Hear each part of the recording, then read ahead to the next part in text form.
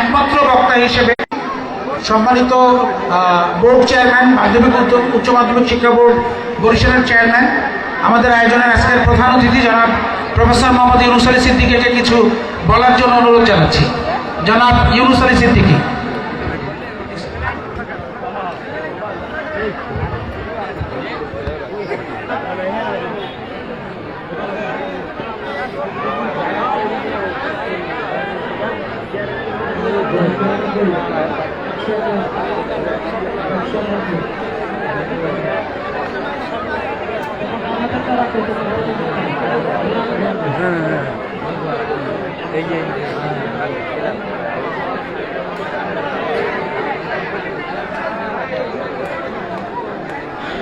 এখন board chairman Yunus Ali Siddiqui sir কিছু কথা বলবেন। এর আগে আমাদের ইউনুস স্যার গান পরিবেশন করেছেন।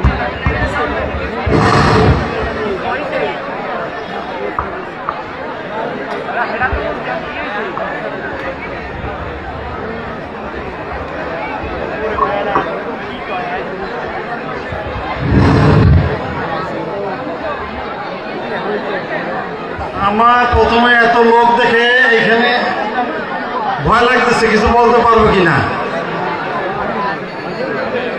যাইতাম যেখানে মন উঠছে কিছু বলতে হয়। আমি বক্তব্যের শুরুতে ভাষার মাস, এই ভাষা আন্দোলনে যারা জীবনদান করেছেন 1952 সালে তাদের প্রতি শ্রদ্ধা নিবেদন করছে। 1971 সালে স্বাধীনতা যুদ্ধ করতে যে যারা শাহাদাত বরণ করছে তাদের প্রতি গভীর শ্রদ্ধা নিবেদন করছে। আর গভীর শ্রদ্ধা নিবেদন করছি জুলাই বিপ্লবে যারা নিহত হয়েছে, বিশেষ করে ছাত্রছাত্রী, বিভিন্ন রাজনৈতিক দলের নেতৃবৃন্দ, ছোট ছোট বাচ্চারা, তাদের প্রতি গভীর শ্রদ্ধা নিবেদন করছে।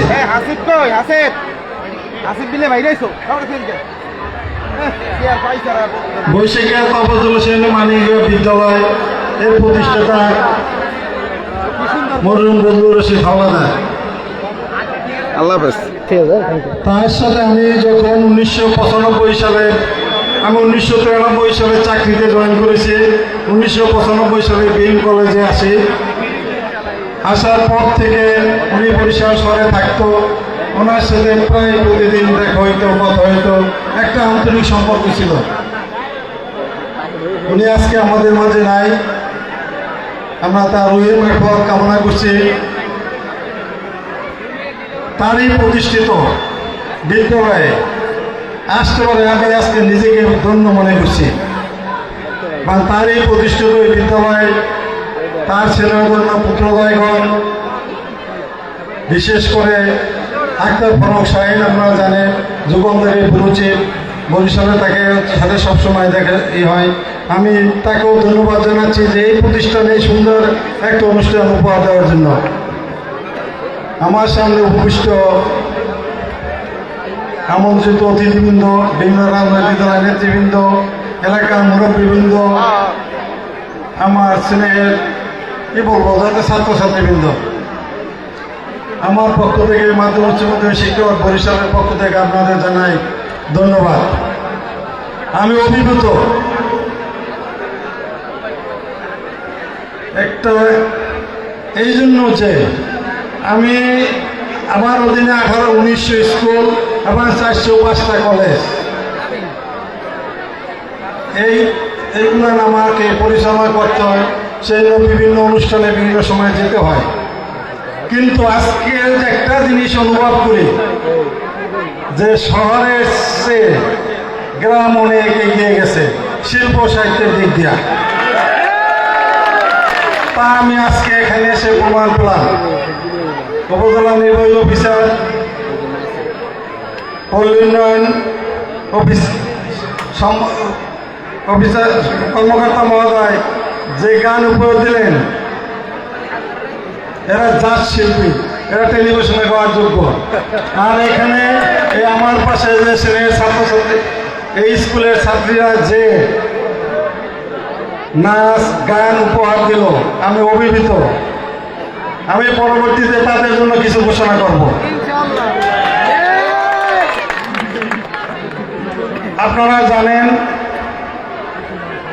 আমি এই এলাকারই সন্তান। আপনাদের জানতে ইচ্ছা করে কেমন করে আমি এত বড় বাংলাদেশ সরকারের একটা পদে অধিষ্ঠিত হলাম।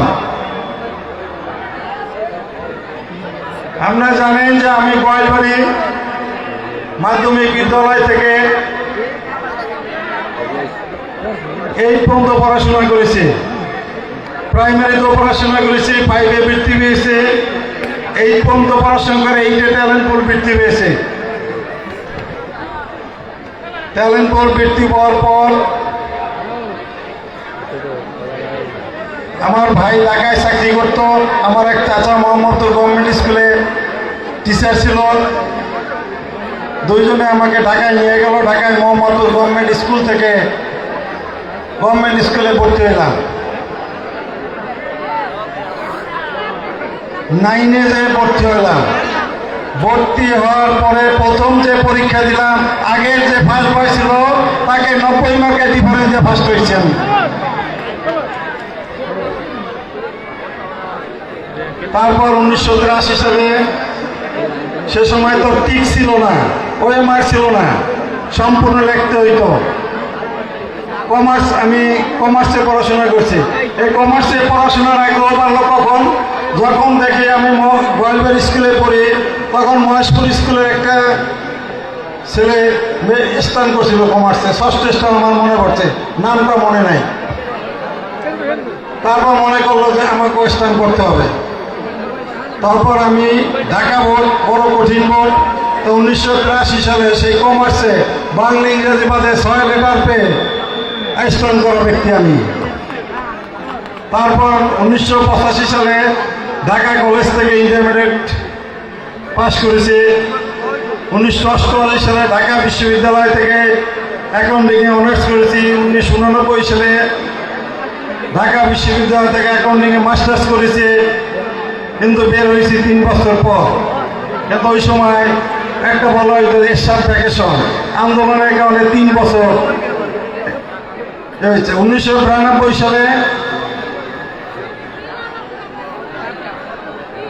রেজাল্ট দেওয়ার পর 1993 সালের 15 নভেম্বর, মাত্র 24 বছর বয়সে আমি এই শিক্ষকতা পেশায় যোগদান করি। আমি এখন হয়তো বাংলাদেশ সরকারে কোনো সচিব থাকতে পারতাম, অতিরিক্ত সচিব থাকতে পারতাম, অথবা অন্য কোনো বড় পদে আমি যোগদান করতে পারতাম, কিন্তু আমার ইচ্ছা ছিল আমি শিক্ষকতা হব। সেই জন্য আমি প্রথম বিসিএসে আমার ইচ্ছা আল্লাহ পূরণ করেছে। সেই জন্য আল্লাহকে অশেষ আমি কৃতজ্ঞতা জানাই, অশেষ। তারপরে বিভিন্ন জায়গায় চাকরি করতে করতে 1993 সালে বরগুনায় জয়েন করলাম। তারপর যশোর এমএম কলেজে গেলাম, আবার বিএম কলেজে আসলাম, আবার বরগুনায় গেলাম, আবার বিএম কলেজে আসলাম, আবার চাখার কলেজে 3 বছর প্রিন্সিপাল ভাইস প্রিন্সিপালের দায়িত্ব পালন করলাম। বরিশাল মহিলা কলেজে ভাইস প্রিন্সিপালের দায়িত্ব করলাম।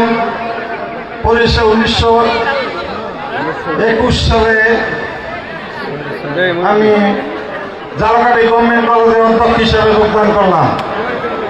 আপনারা যদি জালকাঠি যান, কলেজের ভিতর ঢুকবেন, দেখবেন যে কলেজে কি পরিবর্তন, কি সুন্দর, 10তলা বিল্ডিং, 5তলা বিল্ডিং সব আমার হাতে করা। যেখানে তারপরে 18 ডিসেম্বর 2023 মাধ্যমিক উচ্চ মাধ্যমিক শিক্ষা বোর্ডের চেয়ারম্যান হিসেবে যোগদান করলাম। সে যোগদানের পিছনে একটা ঘটনা আছে। আমি আবেদন করেছিলাম বিএম কলেজের অধ্যক্ষ হিসাবে। অধ্যক্ষ কেন আমার হওয়ার কথাই, কিন্তু যখন আমি অধ্যক্ষ হিসাবে আবেদন করি, আবেদন করলেও তখন আমার 6 মাইলে কাজ করছিল যে আমাকে বোর্ডে ডাকবে কেন তারা। কিন্তু যখন বিএম কলেজের অধ্যক্ষ দিবে এবং বোর্ডের চেয়ারম্যান দিবে, মিটিংয়ে বসছে, কি কারণে যেন যারা চেয়ারম্যান আবেদন করছে কি হয় না, আমাকে ডাক দিল যে আপনাকে যদি বিএম কলেজের পরিবর্তে শিক্ষা বোর্ডের চেয়ারম্যান হিসেবে যোগদান করে আপনার আপত্তি আছে কিনা। আমি হাই করলাম। এটা ছিল আমার, সবাই কিন্তু এখানে আল্লাহর উপরে বিশ্বাস রাখতে হবে, আল্লাহ যেটা করে সেইটাই হলো সর্বশ্রেষ্ঠ। তারপরে 1 বছর 2 মাসে আমি যোগদান করেছি, চেষ্টা করতেছি এই 1800-1900 স্কুল 405টা কলেজে পৌঁছার জন্য। শিক্ষার মান আপনারা জানেন যে 11টা শিক্ষা বোর্ড, এই 11টা শিক্ষা বোর্ডের মাধ্যমে সরকার শিক্ষার মান উন্নয়ন করে। শিক্ষার নীতি আমাদের বাস্তবায়ন করতে হয়। সেজন্য গ্রাম অঞ্চলে ঘুরে যদি আমি না ঢুকি তাহলে আমি শিক্ষা অবস্থা বুঝতে পারবো না। যার জন্য কিন্তু আমি কেউ কি না জানিয়ে হঠাৎ আমি অনেক দূরে চলে যাই।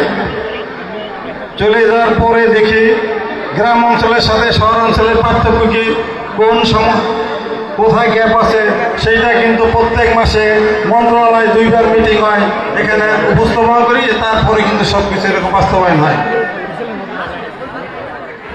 সেই জন্য 1900 স্কুল বা 400 কলেজের কাছে আমার যাওয়া সম্ভব হবে না একসাথে। সেই জন্য কিন্তু গত 15-20 দিন আগে আমি পিরিজপুর জেলায় যত শিক্ষক আছে সরকারি বেসরকারি নিম্ন মাধ্যমিকে সমস্ত শিক্ষকদের নিয়ে, প্রধান শিক্ষকদের নিয়ে আমি কিন্তু মতবাণী করছি। এরপরে হয়তো কেউ একদিন পুরা ঝালকাঠি জেলা নিয়ে আমি করব। এরকম করে আমি গভর্নমেন্টের যে উদ্দেশ্য যে বাস্তবায়ন আমি সেটা করতে চাই। আমার স্টেক হোল্ডার কিন্তু আমার সেবা গ্রহীতারা কিন্তু আপনারা, বিশেষ করে যেহেতু এই এলাকার সন্তান, আমি ঝালকাঠির সন্তান, ঝালকাঠির প্রতি ভালোবাসা আছে, তার চেয়ে একটু ভালোবাসা নলছিটি থাকবে। নলছিটির মধ্যে আবার এই এলাকার প্রতি ভালোবাসা, এটা একটা স্বজন প্রীতি, এটা থাকবে, এখানে কোনো দোষ নাই।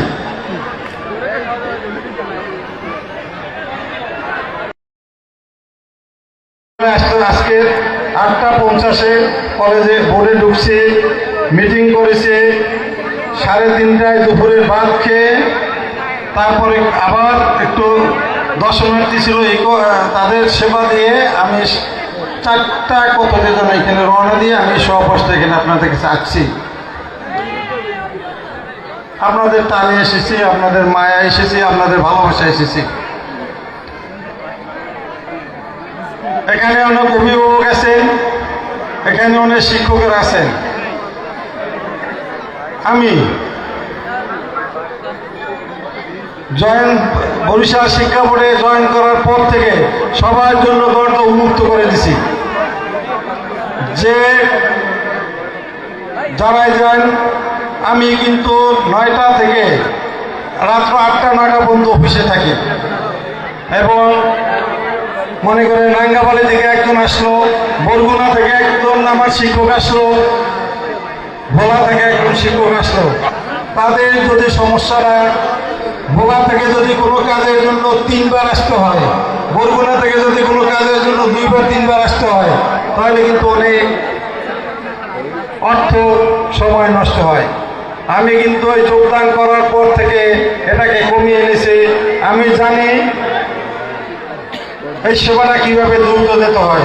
আমি আপনারা অনেকে শিক্ষকরা এখানে যান, অভিভাবকরা যান, আমি বসিয়ে থেকে আমি কাজ করে দিই, এটা অনেকে জানেন। আর আমার সাথে গণসংযোগ কর্মকর্তা আবুল বাসার আলাদার আছে, দেবরা বাড়ি, নলছিটি ঝালকাঠির কোনো কাজ আসলেই ওকে তারাই বলে দিই তুমি করে দাও। আজকেরও ওকে সেজন্য নিয়ে আসছি, আপনারা ওকে চিনে রাখেন। আপনারা যখন যাবেন আমি ব্যস্ত থাকলে ও কাজ করে দেবে।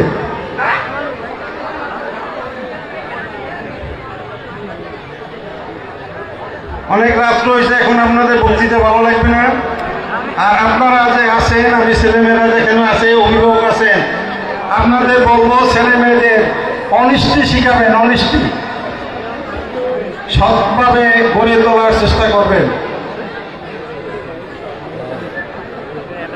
দেখবেন যদি সততা সৎভাবে গড়ে তুলতে পারেন, এইখানে একটা সাহস থাকে। এই সাহস থাকলে কেউ কোনোদিন আপনাকে কিছু করতে পারবে না, কারণ আপনার মনে সাহস আছে, আপনার বুকে বল আছে। আমি কিন্তু সেই চেষ্টা করি। আমি অত্যন্ত সৎভাবে জীবনযাপনের চেষ্টা করি।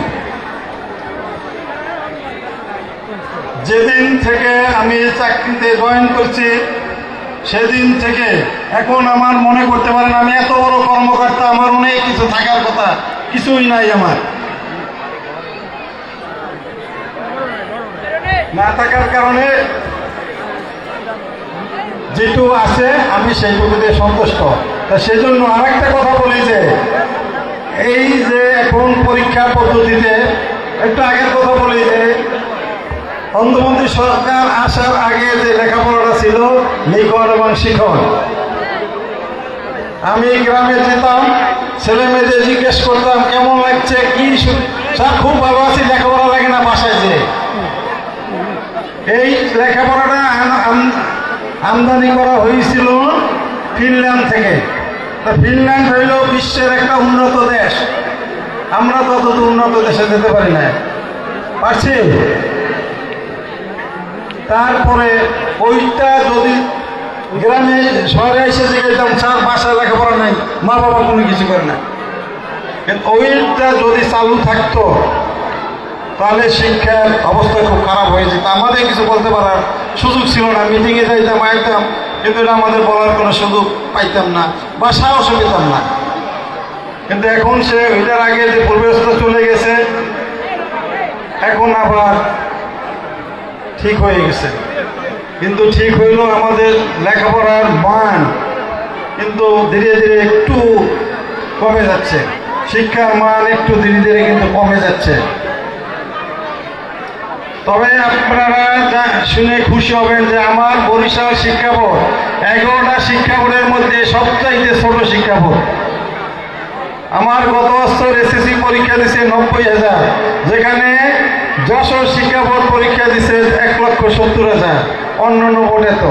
কিন্তু সব দিক দিয়ে আমি প্রত্যেক বছর কিন্তু বরিশাল শিক্ষা বোর্ডের রেজাল্ট এসএসসি অথবা এসএসসি হয় ফার্স্ট হয়, নয় সেকেন্ড হয়।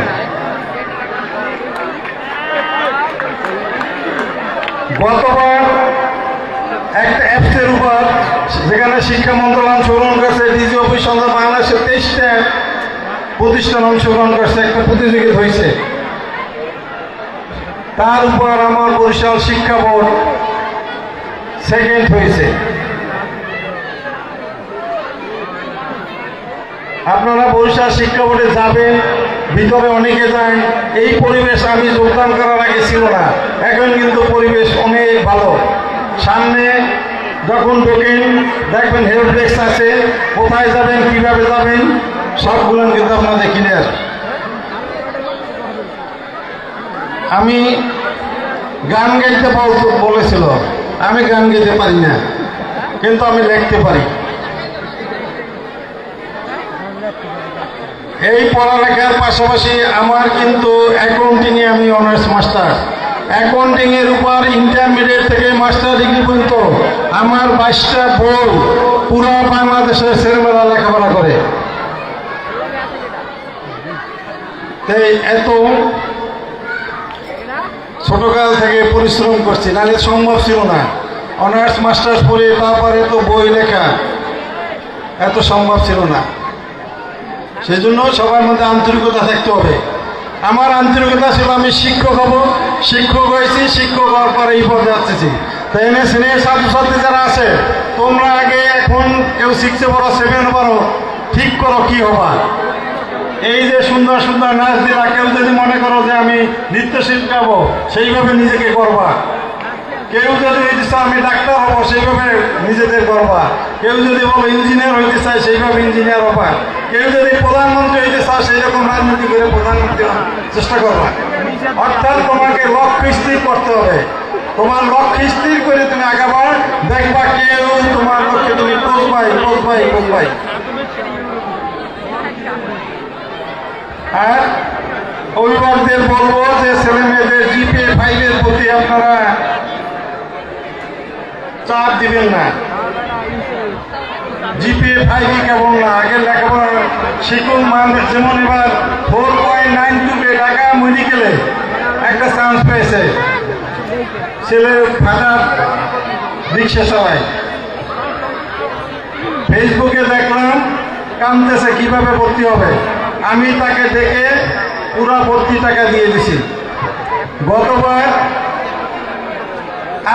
আরো দুইটা ছেলে আছে, তাকেও দেবো। গতবার দুইটা ছেলেকেও এরকম দেখি, একটা পাবনা মেডিকেল, একটা পটুয়াখালী মেডিকেলে চান্স পেয়েছে, কামতেছে, ফেসবুকে কামতেছে কিভাবে ভর্তি হবে। তাদের কিন্তু আমি খুঁজে খুঁজে বের করে তাদের আমি ভর্তি টাকা দিয়ে দিয়েছি, পুরা ভর্তি টাকা দিয়েছি। তারা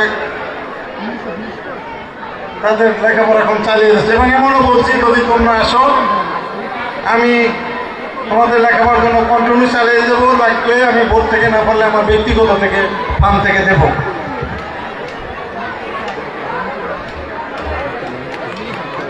চেষ্টা করতেছি যে বিভিন্ন শিক্ষা প্রতিষ্ঠানে, যেমন আমি অনেক নর্থ অনেকেই জানি, অনেক শিক্ষা প্রতিষ্ঠানে যারা মেধাবী গরিব অসহায় ফর্ম ফিল আপ করতে পারে না, তাদের জন্য কিন্তু আমার দেওয়ার কিছু আছে। আমার তাদের সবাইকে আপনাদের বলি, আপনাদের যদি ছেলেমেয়েরা খুবই কষ্ট করেন, ফর্ম ফিল আপ করাই দেবেন না, কিছু করাই দেবেন, আমার কাছে যাবেন, আমি যথাসাধ্য দেওয়ার চেষ্টা করব। কিন্তু এটা আমার সাহায্য করার একটা সময় থেকে জুন টু জুলাই, তার বছরে 7 মাস হয়ে গেছে। আমি আসছি এখানে দেরিতে, একটু দেরিতে আসছি, অনেক এজেন্ট দিলাম না। আমার অধীনে তো 1900 স্কুল, 400 কলেজ, অনেক কলেজকে যেতে যেতে এখন প্রায় ফান্ড শূন্য। তারপরও এখানে যেহেতু আসছি, আমি কিছু যদি ঘোষণা না করি তাহলে আমার নিজেরই খারাপ লাগবে। না থাকলেও হয়তো ব্যক্তিগতভাবে দেব, ফান্ডে কি আছে আমি জানি না। তবে আমি প্রথমে এই যে আমার মামনিরা এত সুন্দর নাচ গান দিল, অনেকে দেখছি ব্যক্তিগতভাবে 500 দিচ্ছেন, 1000 দিচ্ছেন। আমি এদের জন্য আমি 20,000 টাকা অনুদান ঘোষণা করলাম। আর এই স্কুলের জন্য তাহলে বলবেন তো ওরা তো ওটা পাবে, স্কুলের জন্য দেওয়ার মতো বেশি আমার এখন সামর্থ্য নাই। তারপর আমি স্কুলে খেলাধুলার জন্য আমি 30,000 টাকা অনুদান হিসেবে ঘোষণা করলাম। এবং প্রধান শিক্ষক মহোদয়কে বলবো, আপনি যে কোনো সময় যে একটা সিস্টেম আছে আপনি জানেন, সেই অনুসারে ওটা নিয়ে আসবেন। আমি আপনাদের সেবায় সবচেয়ে নিয়োজিত থাকবো। আমার জন্য আপনারা দোয়া করবেন। আমার চাকরির বয়স 32 বছর চলে, আরও 3 বছর আছে। আমি 14 BCS এর কর্মকর্তা। ওই BCS এর লাস্ট ব্যক্তি আমি, লাস্ট দিন প্রমোশন যাব, সবচাইতে জুনিয়র।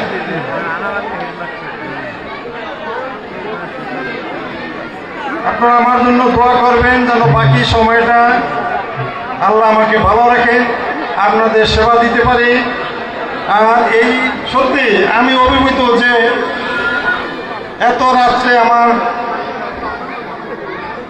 মায়ের মতো মায়েরা, বোনেরা, আমার ভাইয়েরা, আমার অভিভাবক, বাবা তোর অভিভাবকরা অনেকেই এখানে আছেন। এই আমার অনুষ্ঠান শোনার জন্য এত রাত্র পর্যন্ত আপনারা বসে আছেন, সেজন্য আপনাদেরকে অশেষ ধন্যবাদ জানাচ্ছি।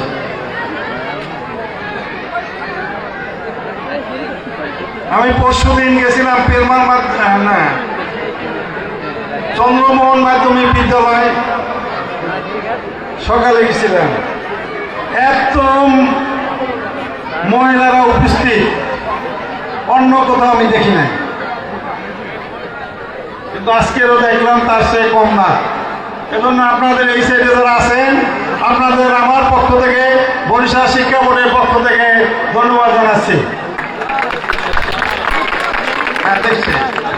আর সামনে যারা উপবিষ্ট আছেন, এখানে অনেক স্বনামধন্য ব্যক্তি আছেন, রাজনীতিবিদ আছেন, এদের নাম আমি উচ্চারণ করলে সময় পাবো না, আর সবাই তো নামও যায় না।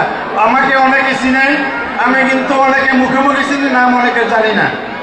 এর কারণ হলো যেহেতু ছোটবেলা আমি শহরে চলে গেছি, শহরে লেখাপড়া করছি, চাকরি কারণে বিভিন্ন জায়গায় কাজ করেছি। এখানে বললাম না, আমি খুবই অভিভূত যে এত লোকারণ্য হবে এখানে।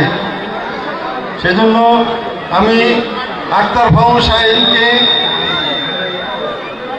আমার অন্তরের অন্তঃস্থল থেকে ধন্যবাদ জানাই আমাকে এখানে আমন্ত্রিত করার জন্য। এই সামনে অনেকজন, আমি অনেকের চিনি, অনেকের নাম জানি না, কিন্তু সবাই হয়তো আমাকে চিনেন। আবার আমি আর বক্তব্য বেশি বাড়াবো না। আবার আপনাদের কাছে আবারও দোয়া আছে, ভালোবাসা আছে, সহযোগিতা আছে। সহযোগিতা এই জন্য চাচ্ছি যে এই স্কুলের স্টেক হোল্ডার বা সেবাগুলি তারা আপনারা যত সহযোগিতা করবেন আমার বোর্ড তত ভালো চলবে। আরেকটা কথা, যদি বোর্ডের কোনো কাজ থাকে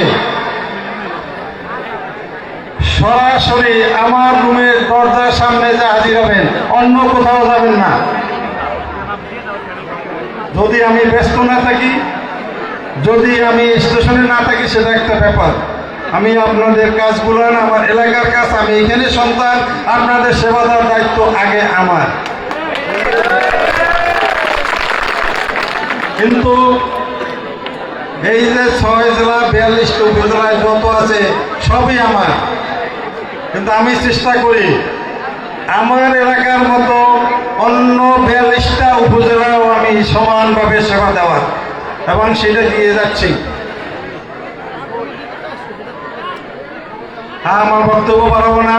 আবারও এখানে যারা উপস্থিত রয়েছেন, গণ্যমান্য ব্যক্তি রয়েছেন, মা বোনেরা রয়েছেন, আমার সেন ছাত্রছাত্রীরা রয়েছেন, অভিভাবকবৃন্দ রয়েছেন, রাজনীতিবিদেরা রয়েছেন, সবাইকে আমার পক্ষ থেকে এবং মাধ্যমিক উচ্চ মাধ্যমিক শিক্ষা বোর্ড বরিশালের পক্ষ থেকে আন্তরিক অভিনন্দন, ধন্যবাদ, শুভেচ্ছা জানিয়ে আমি আমার বক্তব্য এখানে শেষ করছি। খোদা হাফেজ।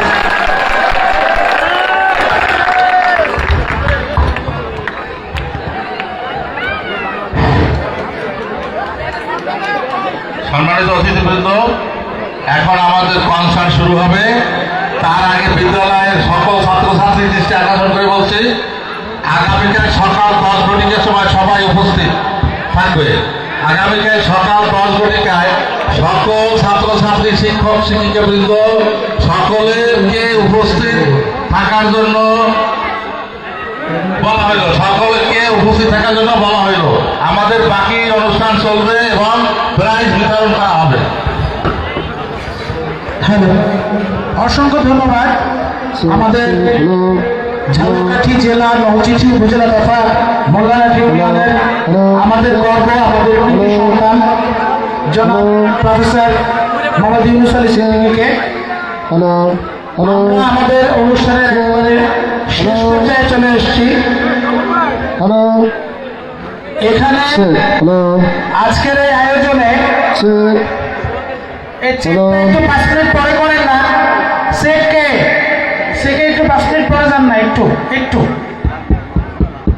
এখানে এমন অনেকে আছেন, অনেক সম্মানিত মানুষ এই সামনের সারিতে আছেন, ডান দিকে আছেন আমাদের সাবেক ইউপি চেয়ারম্যান আব্দুল সালাম, উনি আছেন এখানে, নৌচিঠি থানার ওসি সাহেব আছেন, এবং আরও যারা আছেন, এরকম অনেকেই আছেন বক্তব্য রাখার মতো। আমি সবার কাছে করজোরে ক্ষমা চেয়ে নিচ্ছি, কারণ রাত বাড়ছে, এরপরে কনসার্ট আছে, আমাদের অনেক মা বোনেরা এখানে আছেন, অনেক ছাত্রছাত্রীরা আছেন। আমরা একেবারে আয়োজনটি সংক্ষিপ্ত করে ফেলতে চাই।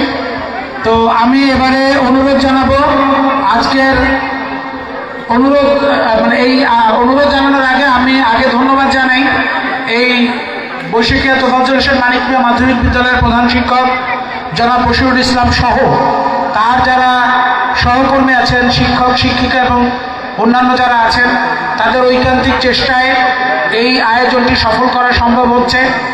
এর পাশাপাশি এই এলাকার যারা সাধারণ মানুষ সবাই এই আয়োজনে আমাদেরকে সহযোগিতা করেছেন। বিশেষ করে জেদাই কামাল, যিনি শুরু থেকে শেষ পর্যন্ত পুরো আয়োজনটি কীভাবে সুন্দর করা যায়, ভালো করা যায় সেই চেষ্টা করেছেন। এখানে যারাই আছেন আমি বলবো, যদি এই আয়োজনে কোনো ত্রুটি থাকে সেই ত্রুটির পুরো দায় দায়িত্ব আমার, এবং যতটুকু সাফল্য সেই সাফল্যটুকু পুরোই এই এলাকার মানুষ এবং যারা এখানে আছেন সবাই। এই আয়োজনে যদি কোনো ত্রুটি হয় আমি সেজন্য সবার কাছে ক্ষমা চেয়ে নিচ্ছি, আর সাফল্যের সবটুকু আপনাদের। এবারে প্রথম পর্ব সাংস্কৃতিক অনুষ্ঠান, সাংস্কৃতিক প্রতিযোগিতা এবং আলোচনা পর্বের সমাপনী ঘোষণা করা ও সভাপতির বক্তব্য দেওয়ার জন্য অনুরোধ জানাচ্ছি আমাদের সম্মানিত উপজেলা নির্বাহী কর্মকর্তা, আজকের এই আয়োজনের সভাপতি জনাব মোহাম্মদ নজরুল ইসলামকে। সভাপতির বক্তব্য রাখবেন জনাব মোহাম্মদ নজরুল ইসলাম।